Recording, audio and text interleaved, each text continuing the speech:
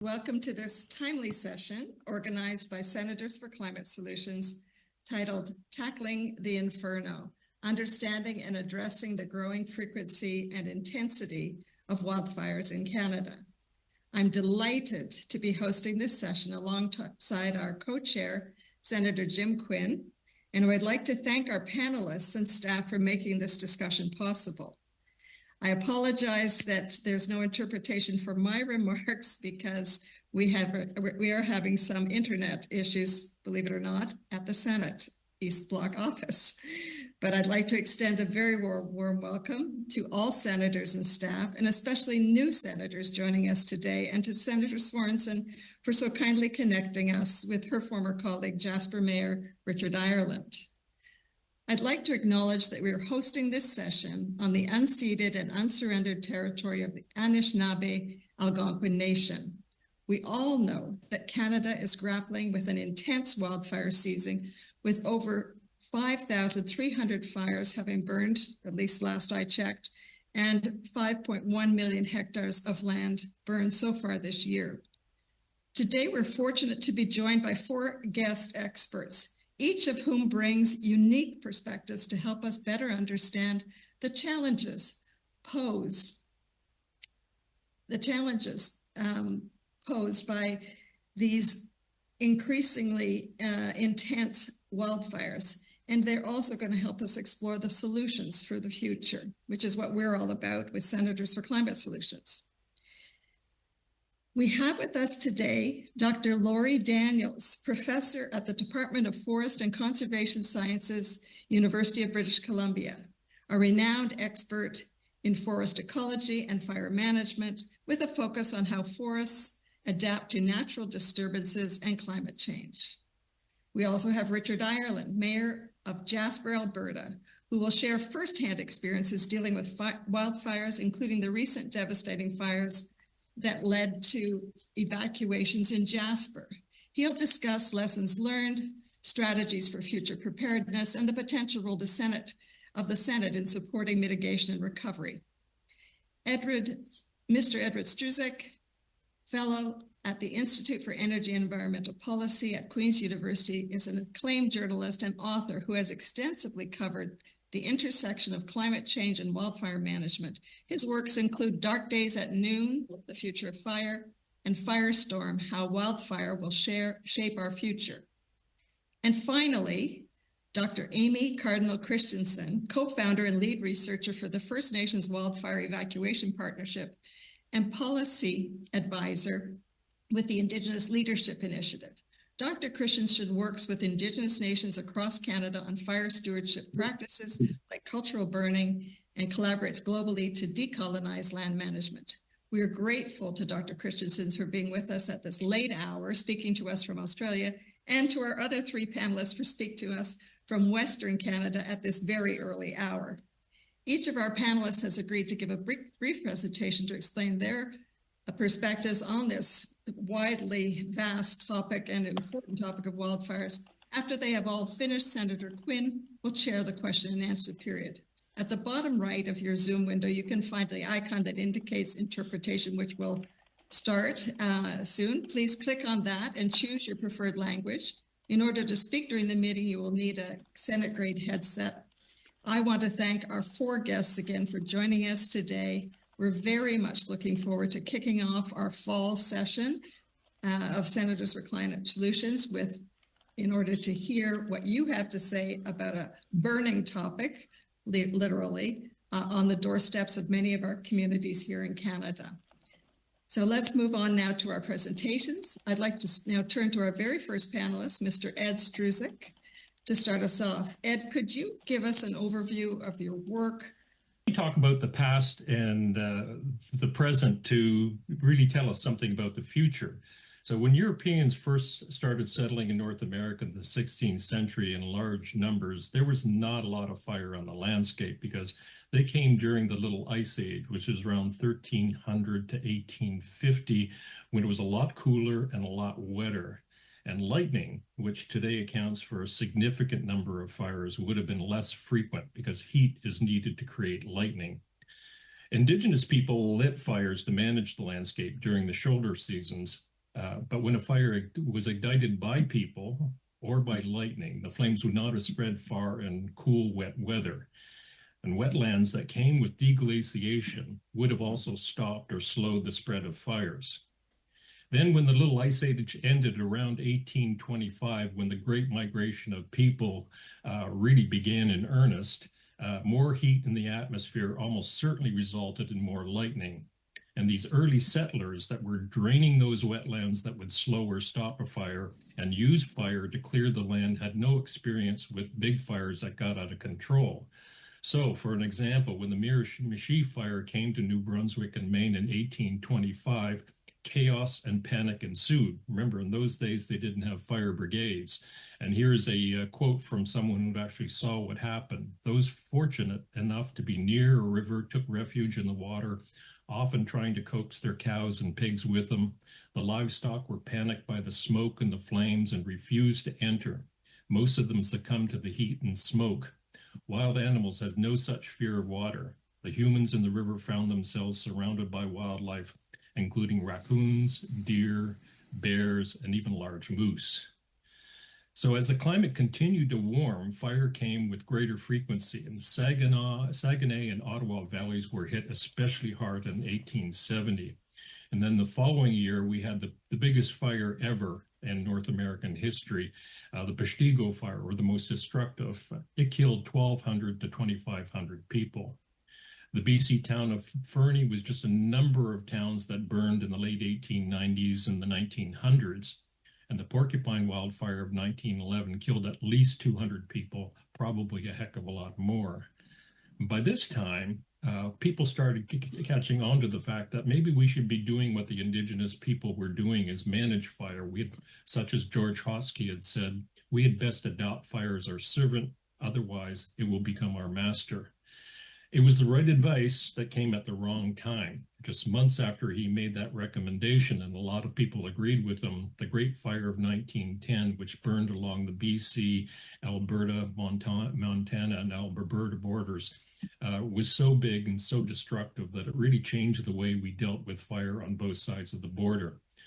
And we started doing a lot of incremental measures to prevent fire and to put them out very quickly. We built lookouts. We used portable phones in the backcountry to report the location of a fire to a wildfire control center that dispatched fires to these places by foot, by horse, by truck, by train, by boat.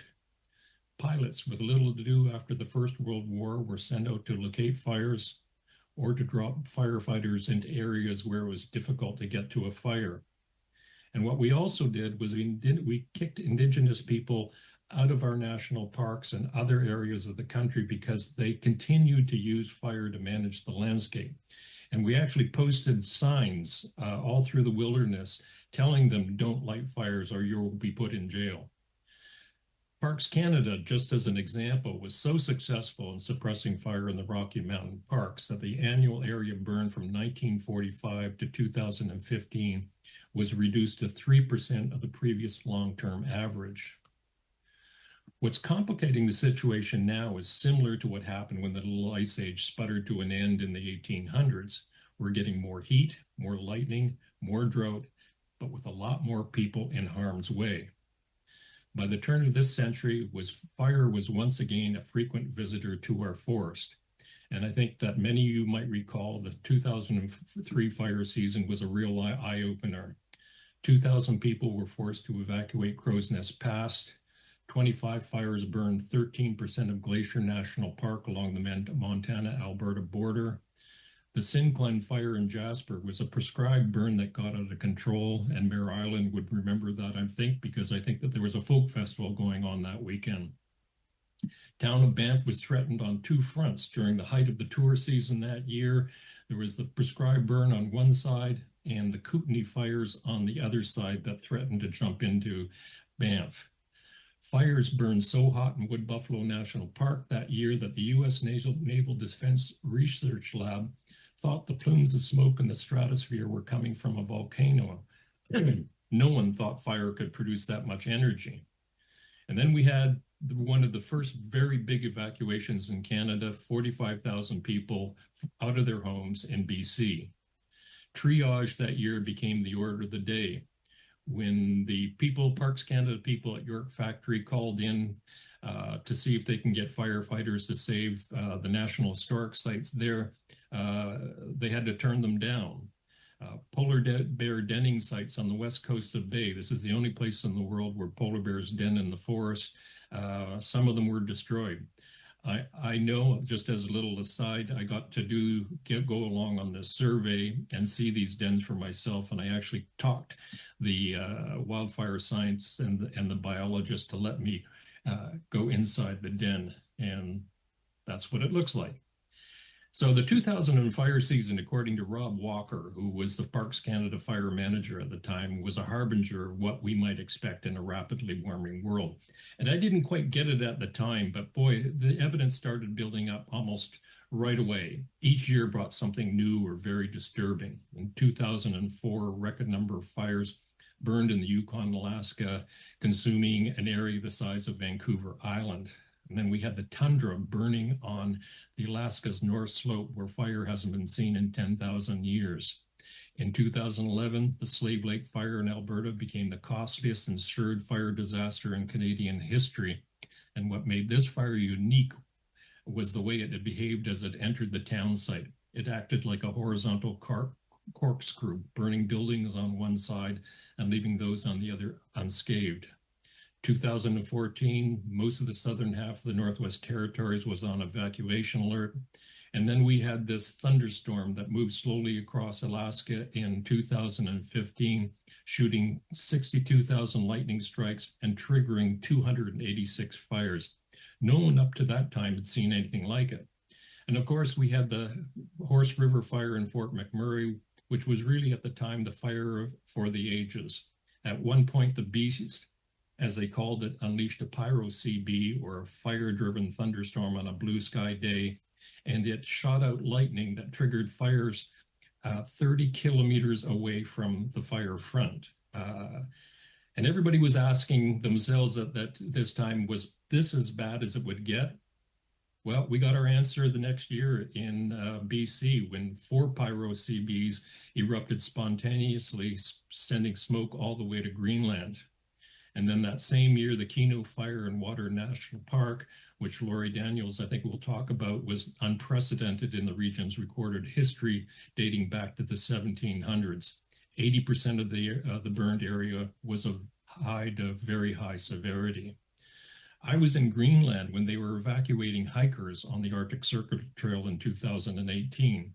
And in 2019, Australia burned like it never had burned before.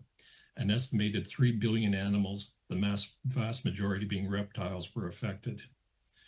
And then it just continues. In 2021, 10 pyro-CBs erupted along the Manitoba-Saskatchewan border, triggering 710,000 lightning strikes in 14 hours.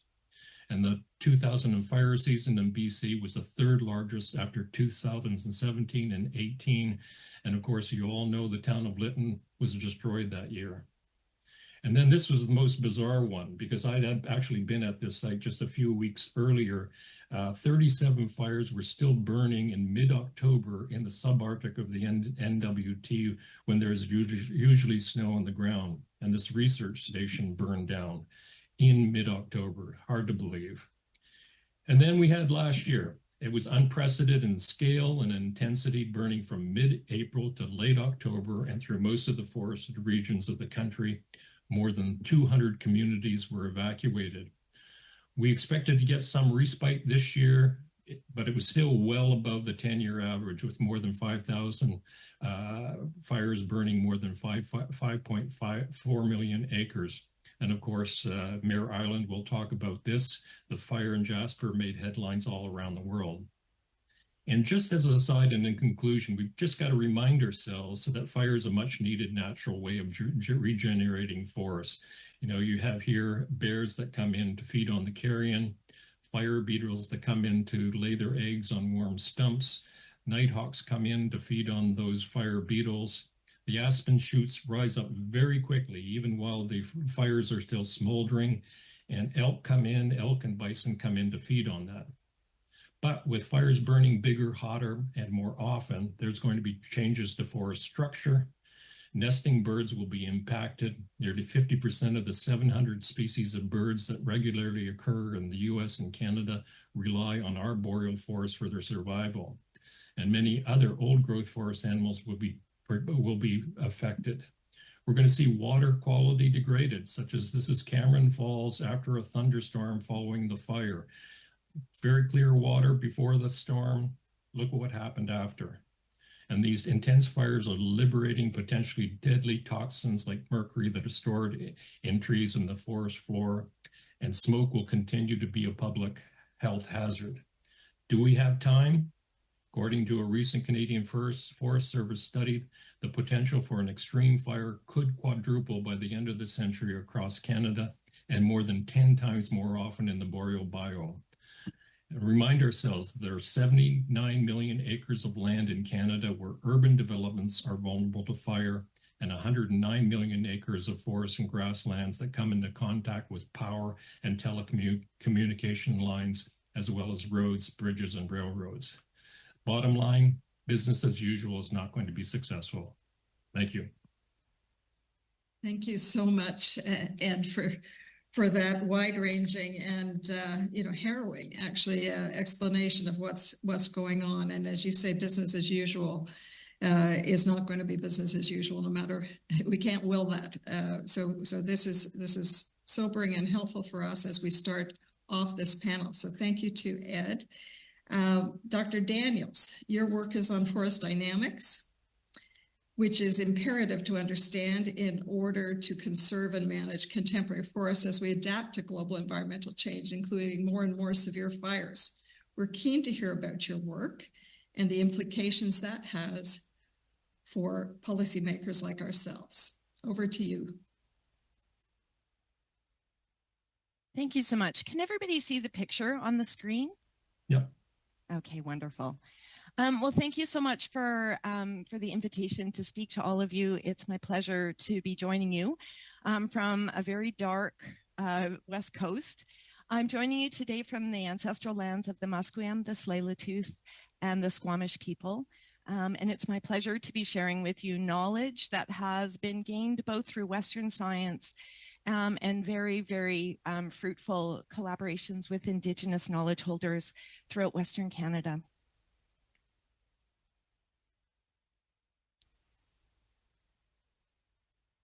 I want to take you back to Jasper. Thank you, Ed, for that fantastic introduction to kind of the history of how fire has shaped and interacted with our communities across Canada.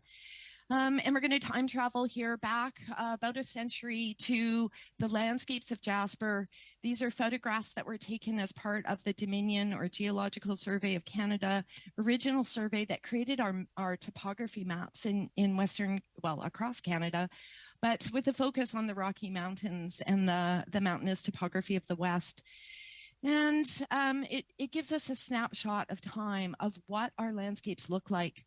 In these photographs, the lighter gray colors are grasslands and shrublands and broadleaf forests, and at the tops of the mountains, of course, the beautiful peaks of the Rocky Mountains. The darker tones in this photograph are the needle leaf or conifer forests that are also very susceptible to fire relative to those other ecosystem types. Let's fast forward a century where the Mountain Legacy Project has returned into our mountain forests and rephotographed these same landscapes. And here showing you the change over 100 years as the forest filled with needle leaf trees, increasing the density of the needle leaf trees, increasing the complexity of those stands, and homogenizing this landscape, which makes it turns out, much more susceptible to multiple natural disturbances. Now, what happened during that century? What were the changes and what were the rates of changes that took place over this transition from a very diverse, heterogeneous landscape to this very homogeneous, conifer-dominated one? To answer that question, my research group has used tree ring studies. And so here I want to share with you some of the work by Dr. Raphael Chavardis, who now works for the Canadian Forest Service, and the work that he did on tree rings. Now, perhaps you've paused at a stump of a tree and counted the rings of that tree to determine its age. We expect the rings of the tree to start from the pith and go outwards, forming concentric circles, telling us the age of those trees. And if you look at this tree, it starts its early life forming those concentric circles, but it rapidly changes. And what we're seeing here is a Douglas fir tree that has been impacted by low-intensity surface fires. The tree itself established in the late 1500s and survived 4 surface fires over its lifetime. Each of those fires burned around the base of the tree, causing some damage to it and recording that history in the tree rings. We can determine from these rings both the year and sometimes the season in which those fires burned. Across Western Canada, my graduate student research teams and myself have collected literally thousands of these samples from stumps and logs and sometimes from trees across our Western forests, and compiled this information into charts like this that show us the history of the forest. So one of those lines on this chart is the tree from the previous slide. And here we're showing you the history from 29 sites distributed across the Athabasca Valley within Jasper. The red triangles are telling us about when surface fires burned in the past, somewhere in that landscape. And you'll see that there were abundant surface fires, low intensity fires that maintained the structure of the forest, reduced the amount of fuels, and created a healthy forest and contributed to maintaining the biodiversity of the site. Fires were burning once every 60 years on average across the site, and yet you can see that those fires stopped in the 1900s. And so in the last century, we've had an absence of those surface fires, an absence of the fires that were maintaining low fuel levels and diverse forests. And that explains then the changes that we saw in the landscape. So in absence of those surface fires that were initiated both by indigenous cultural burning, augmented by a natural lightning regime that created those heterogeneous and diverse forests, as we remove that out of fear of fire and our successful attempts to control those ignitions, we've disrupted the fire regime, and as a result, homogenized that landscape. Now let's superimpose on that more 20th century change. And here we begin to see the impacts of climate change accumulating on the landscape, changing the dynamics of summer and winter weather conditions, and creating prime conditions for mountain pine beetle, a native insect that erupted in its population and impacted 19 million hectares of forests, including Jasper, in both British Columbia and Alberta. And so here you can see the red trees that were red and dead, killed by that beetle, and eventually contributing then to fuels in this forest. Now, how do we respond to a situation like that? Well, here what I want to show you is some of the proactive management that we have undertaken in Western Canada. We're in Kootenay National Park back about 15 years ago, where fuels that had been created by a mountain pine beetle outbreak in the 1980s were causing concern about the condition of the forest and the potential for fire. And so I worked with Kootenay National Park on an experimental burn to look at how fire would interact with those mountain pine beetle fuels. And what you're seeing on the right are pictures from within the forest associated with this prescribed burn. And you can see the open conditions where the trees killed by mountain pine beetle have fallen to the ground, loading the forest with fuels. And then the in-stand cameras that we set up captured what that fire looked like. It was a high impact fire within that particular prescribed burn, within the areas where mountain pine beetle had such impact, a bit of a harbinger for the experiences in Jasper National Park this summer.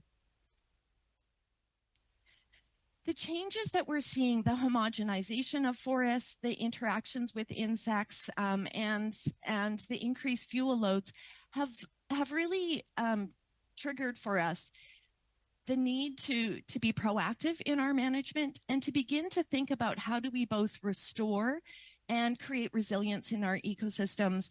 And we can do that Through mechanical thinning combined with prescribed burning, we can be using Indigenous knowledge and Western knowledge to achieve those goals.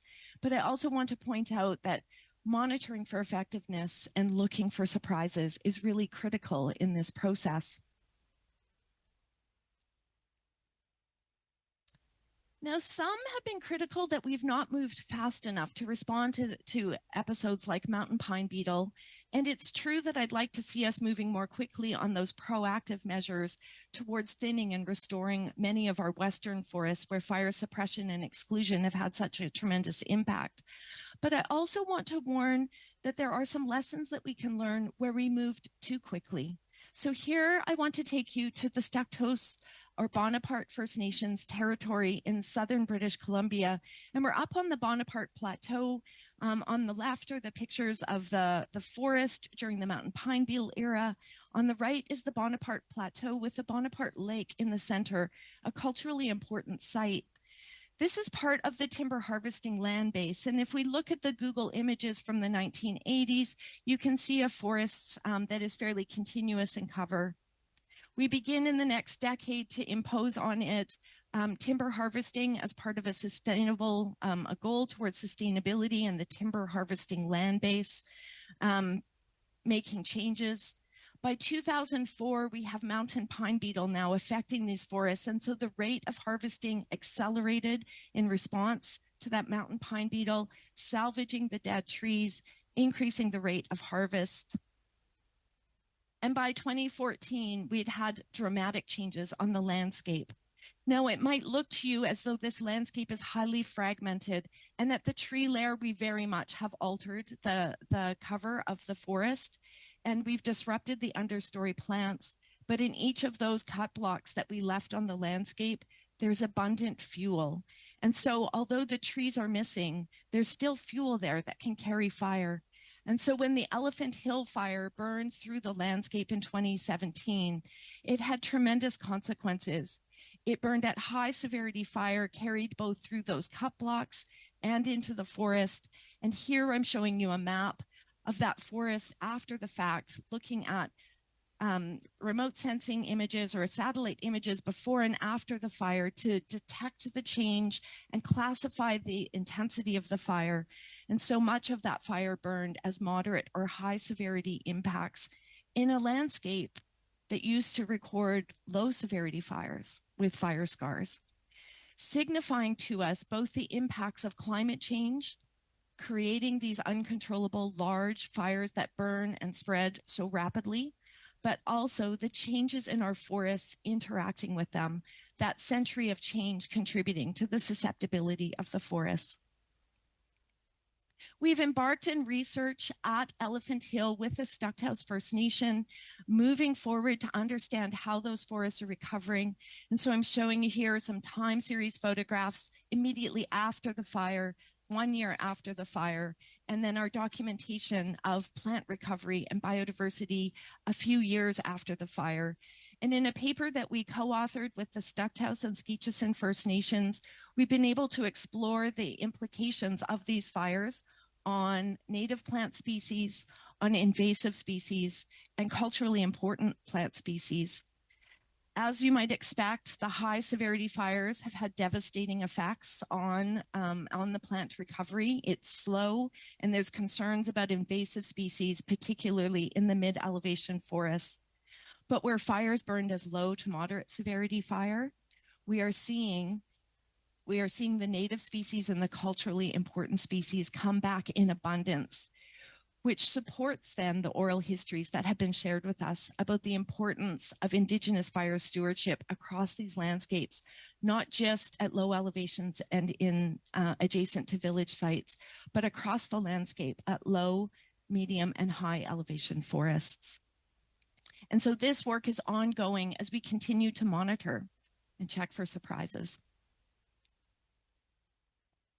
I want to leave off by sharing with you, I think, an important insight and one that has really changed our perspective in my research group over the last decade.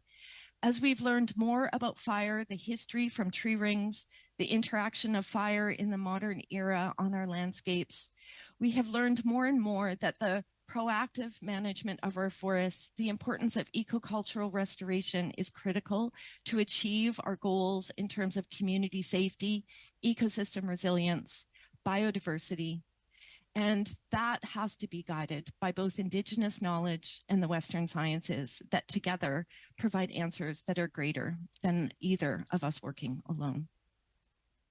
Thank you. Thank you so much, Lori. That was incredibly informative, and you fit a lot into a very short period of time. I'm sure you're used to having a little more time to explain everything, but wonderful, wonderful scientific and historical background for all of us, and that view to what needs to be done in the future. So thank you for that, Dr. Daniels. Now we are moving on to a panelist who has had, sadly, a recent and very personal experience with wildfires. Mayor Ireland of Jasper, welcome. We're looking forward to hearing about the experiences within the community of Jasper, some of your earlier preparations for well, something coming, and the challenges that you faced during the recent wildfires. And I know there are some clear lessons that have been learned, and we look forward to you sharing that with us. So over to you, Mayor Ireland. Well, thank you, Senator Cole. Good morning, senators and others. Thank you very much for this opportunity. Just for clarity, I am not an expert. I happily cede that ground to those panelists who are. I can offer perspective, perhaps insight, but certainly not expertise. And even then, my perspective is limited to one specific community, one which has, of course, garnered such an outpouring of national and international sentiment for its well-being. And I thank each of you for your contribution to that. And it is for that reason, because Jasper is so recognizable as an iconic international tourism destination, it can, and I think it should, become a case study for, if not climate change solutions, then certainly for climate change preparation, adaptation, and mitigation. And I'm honored to share with you this morning my thoughts on the strategies employed by the municipality of Jasper in collaboration with the Parks Canada agency to prepare not just for the eventuality, but indeed for the inevitability of wildfire. And it begins with the simplest of acknowledgements. Climate change is real. It has real impacts on landscapes and on communities. Those impacts increase both the likelihood and the severity of wildfire. Every forested community in Canada faces increased threat of wildfire due to climate change. In Jasper, we have long recognized that threat. More than 2 decades ago, we began to fire smart in and around our community. Fire smarting refers simply to actions taken to reduce vulnerability to wildfire. On the landscape, that can include creating fire breaks, removing fuel loads, either by hand, mechanically, or by prescribed burns, by installing water lines and sprinkler systems, and by preparing defensive perimeters, tactics, and strategies. Within communities, it can include treatments to the urban wildland interface, that area where the forest meets the town, again, to remove fuel and combustibles, to install protections like water lines and sprinklers. And it can involve landscaping and maintenance around individual homes, everything from replacing cedar shakes with fire resistant materials to removing shrubs from against the house, cleaning leaves and debris from under decks, moving wood piles away from structures, or installing, again, roof sprinklers. In Jasper, working together with Parks Canada and accessing provincial grant funding, we did all of that, including multiple prescribed burns over many years. You may have heard recently the Federal Minister of Emergency Preparedness extolling Jasper as probably the most fire smart community in Canada. We worked really hard at that, particularly in recent years as the effect of pine beetle infestation left so many dead trees standing in the forest surrounding our town. Our residents were alarmed. They were keenly aware of the risk. They were motivated, They prepared, as did the municipality and Parks Canada. We conducted annual training exercises with various mock scenarios. We crafted protection plans, response plans, evacuation plans, re-entry plans. We conducted awareness and information sessions for residents. We held a Fire Smart Week every spring where trained professionals would provide individual homeowners with advice regarding best practices for their own homes. We engaged community in the effort by sponsoring neighborhood block parties.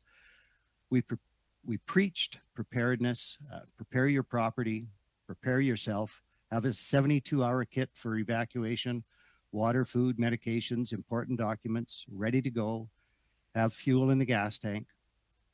And it worked. 5,000 residents and nearly 20,000 visitors were all evacuated safely from Jasper during the recent wildfires. And following that spectacularly successful evacuation, wildland fire crews continued to battle the blaze as it advanced towards the community. And approximately 44 hours after the evacuation order had been issued, the largest fire our national park has seen in over a century hit the town. We lost about 30% of our structures, primarily residential housing units, housing about 40% of our population. Yet, despite the devastation, the loss, the heartbreak, the experience has been a success because of our awareness of the threat, because of our commitment to preparatory work on the landscape, in the town, and between and among organizations, because of the professionalism, the valor, and the sacrifice of wildland and structural fire protection crews. 25,000 people were safely evacuated. 70% of our structures and all of our critical infrastructure was saved. That is, by any definition, a success. Tragically, that success came at the cost of the life of one young wildland firefighter, a cost we hope may never again be incurred by any other family or any other community. And that takes me really to the essence of my message to you today. We can learn to prepare for, to respond to, and to recover from the inevitable onslaught of nature. But the costs are high. The immeasurable cost of a human life. Insurable losses estimated at about $900 million currently. Response costs estimated currently at $149 million, and that doesn't include temporary housing costs for our displaced residents, which may double that amount. It doesn't include uninsured loss. Sadly, there is much of that, or uninsured losses. It doesn't include the loss to our visitor economy or the loss to the municipality of assessment value and property tax revenue. So I invite you to use Jasper as a case study, learn, analyze, and improve on what we did. But I invite you to also to consider the cost of prevention. What of mitigation of the cause, not the effect? What might be done and at what cost? At what price may come the work and the social license to do what might be done to better protect communities throughout Canada and essentially around the world? Your group, Senators for Climate Solutions, and your allies are, I think, on exactly the right track. Engage with the experts as you have done today and learn from them. The ferociousness of the wildfire which swept through Jasper was undoubtedly intensified as a result of the effects of climate change. Other factors, including decades of fire suppression practices, may have contributed, but climate change itself probably responsible for some portion of the pine beetle infestation, and certainly contributing to drought and the prolonged severely hot, dry conditions which preceded the fire and which allowed the Jasper wildfire complex to absolutely explode on the landscape was certainly a major contributor. Awareness and acknowledgement of the threat comes first. You're already way beyond that. Seeking advice from experts, I think, is the next logical step. You're there. Developing strategies leading to solutions is your goal. And for that, you have my admiration, respect, support, and anything else I may be able to offer. Jasper is already now, in the past, it's fire. But we must learn from it, and has been said in another context. Those who fail to learn from the past are doomed to repeat it, and we can suffer no repetition of this. We can be prepared with expert advice. I'm so glad that you are seeking it. I wish you Godspeed in your quest for climate solutions. Thank you for this opportunity. Thank you so much, Mayor Ireland. And Godspeed to you and your community as you rebuild and prepare for the future. And congratulations on the success. I think it's important to underline what you had done to prepare and how important that was, while at the same time acknowledging the human and other costs that you have outlined and the absolute importance of investing in mitigation. So thank you for your remarks today. It has helped us tremendously. Now, we are going to move to our final speaker of this panel. And last but certainly not least, we're so thrilled to have Dr. Amy Cardinal Christensen. Dr. Christensen speaking to us from Australia now, where she is visiting for work. Could you speak to us about the impact of wildfires in Indigenous communities in Canada and the role that Indigenous fire stewardship practices can play in wildfire management, and how those can contribute to the big picture of sustainable forest management for the future? Really looking forward to hearing from you, Dr. Cardinal Christensen. Thank you very much. I think Devin has my presentation to share. Thank you, Devin. So I'm Amy. I'm a Métis woman from Treaty 8 territory. I currently live in Treaty 6 in Rocky Mountain House, Alberta. And I'm seeing, Devin, the whole slide. There we go. Perfect. Thank you. And so, I'm just here. I guess all my work is around Indigenous fire stewardship, and that for us is anywhere where Indigenous people are asserting their rights related to fire. And so, while I commend Mayor Ireland and Parks Canada and all their successes in Jasper in terms of prevention, response, and now the recovery effort, it just has reminded me how much we are failing Indigenous communities across Canada who are disproportionately impacted by fire and do not have the same levels of support. So I'll get the next slide, please. So this is a map of wildfire evacuations across Canada in the last 42 years. The gray dots are non-Indigenous communities, and the orange dots are Indigenous communities that are basically greater than 50% Indigenous population. The size of the dot correlates to how large the evacuation was.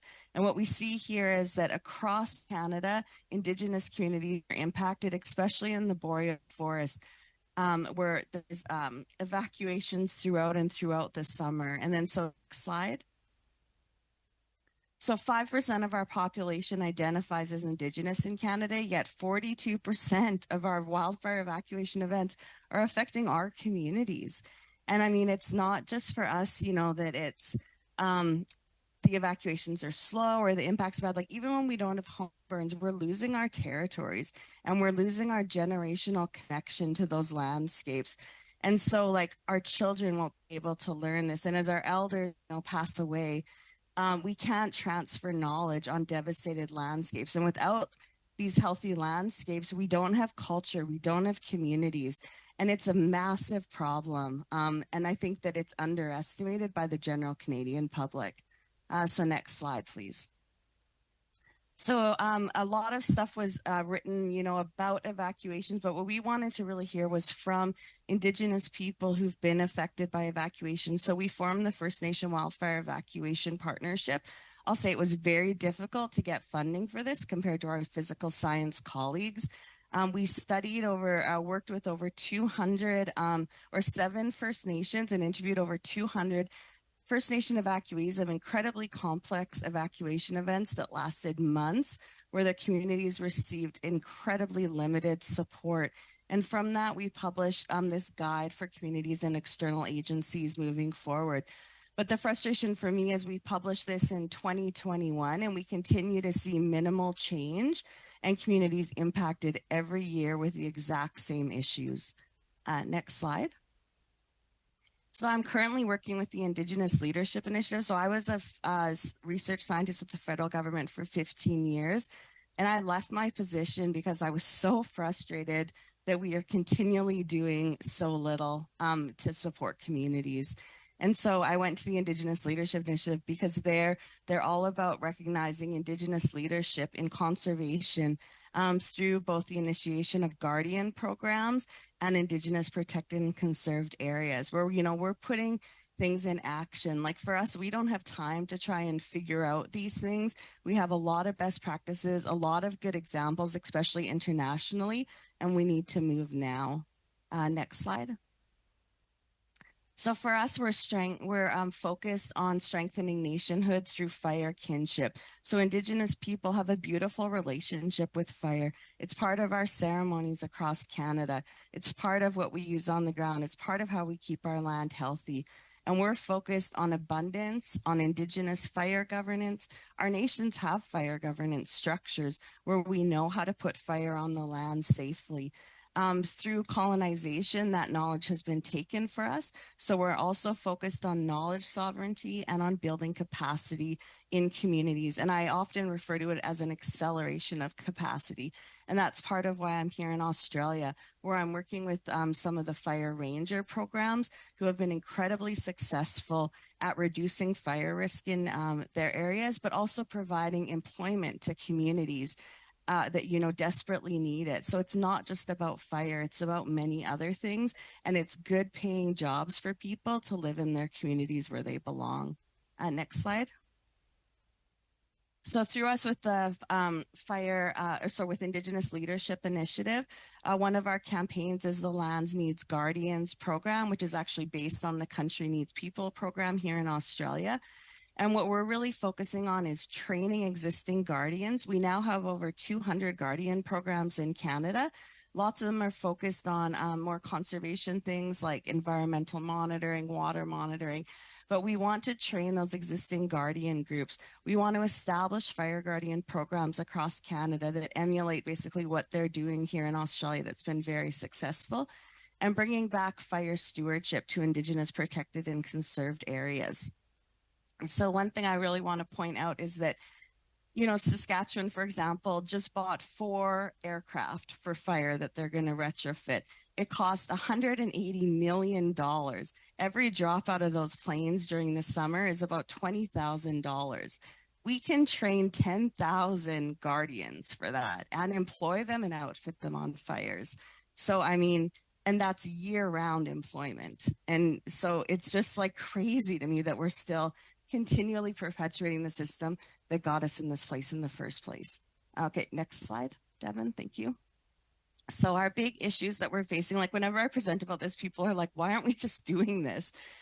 We have one-off projects. So lots of government funding is just to support one burn, to support one person doing one small project, to support one community doing a small research thing. We have major issues with funding cycles. So sometimes we'll get a guardian program established for 3 years or 5 years, but then that program will collapse because of a change in funding. And people just think like, oh, you lost your funding, too bad. But for us, like it leads to suicide in communities when you take away these incredibly important jobs. There's also many legislative and policy barriers, and I often refer to as systemic racism in our system that basically perpetuates the idea of Western science and experts ahead of our own local knowledge in communities. And then, as I said before, we have unlimited money for response in Canada, but very little for the prevention and the mitigation that goes into before the fire. So There's studies that come out that like $1 spent on mitigation saves $7 on suppression. Those have come out quite a bit. And then we also have that $1 invested in guardian programs returns $3 in benefits to communities. So again, there's really good economic evidence here for a really good social return on investment with these programs that also reduce fire risk for the entire Canadian population. Next slide. Thank you. I think I'm probably done to 8 minutes. So thanks, Senator. Thank you so much, Amy, for being here at this late hour, but also for your leadership and actually opening our eyes to some really fundamentally important issues that, of course, are about fire and about climate, but they're also about community and all forms of sustainability, environmental, economic, social sustainability. Really appreciate you sharing these perspectives and thank you for the slides, which of course we will distribute all slides to everybody and the recording of this for those who haven't been able to be with us. I would now like to hand the session over to our colleague, Senator Jim Quinn, the co-chair of Senators for Climate Solutions, to moderate the question and answer period, which I know will be a little shorter than anticipated, but hopefully we'll get a question or two in. Over to you, Jim.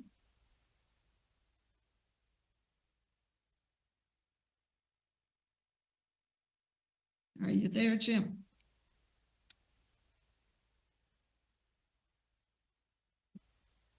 Oh, sorry about that, folks. Thanks very much to our panelists, our expert panelists, and to the mayor for sharing the experiences and knowledge that you've gained through your work and experiences.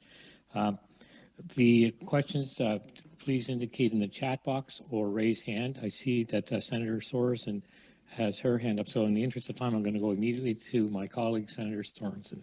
Thank you so much. Nice to see you all. Thank you all for being here at really weird hours of the day. My question is for Mayor Ireland, who of course I worked with for many years. Nice to see you, Richard.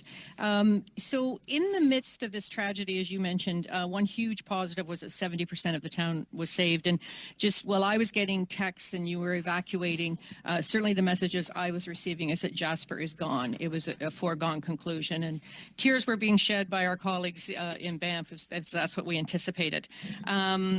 However, I just want to again, to your point, hats off to the Parks Canada and all firefighters. And again, I would call this a success in terms of saving a huge part of the community. So you actually indicated some true costs associated with the recovery. Can you give us any kind of an amount spent on preparation, on prevention, like in the work that did help to save the majority of the town?